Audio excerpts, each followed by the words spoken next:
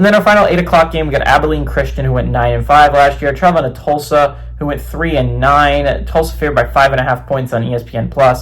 Kirk Francis went 149 of 253, threw for 1,585 yards, 9 touchdowns, 6 interceptions for the Golden Hurricane.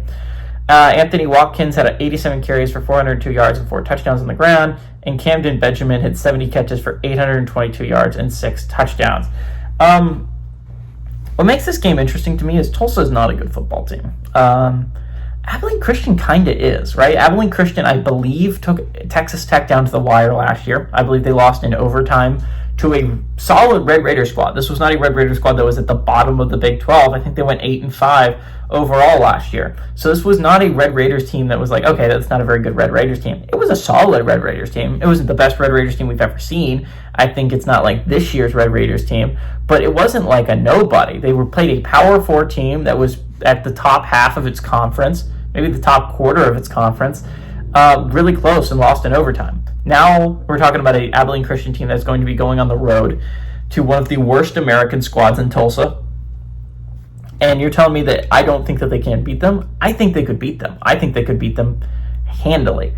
Tulsa does bring back Kirk Francis. That's at least one positive, but it wasn't like he was awesome last year. He only threw for 1,500 yards. The touchdown to interception ratio wasn't awesome, only being 9-6. And you're talking about a Tulsa team that has been bad in the past couple years. I don't think that it's going to get all that much better this year. There's too many good teams in the American for me to imagine Tulsa to be able to even compete with them. And I'm not even talking about the top 5. Like, the top 5 are not nowhere close to Tulsa. But I don't think Tulsa can beat North Texas. I don't think Tulsa can beat, like, East Carolina. The middling of the conference is even... I don't even think that Tulsa's up to that level.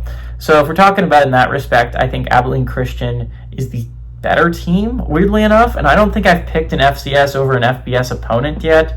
If I was going to do it, I was going to do it here, and I am going to do it here. I think Abilene Christian is a very solid team. I think they are underappreciated when it comes to talking about FCS over FBS upsets. I think this could happen. I think it legitimately could happen. Obviously, the spread makers agree because 5.5 isn't a ton of points. That being said, I think Abilene Christian is going to be able to do it. Give me Abilene Christian on the road to pull off the upset and cover against Tulsa.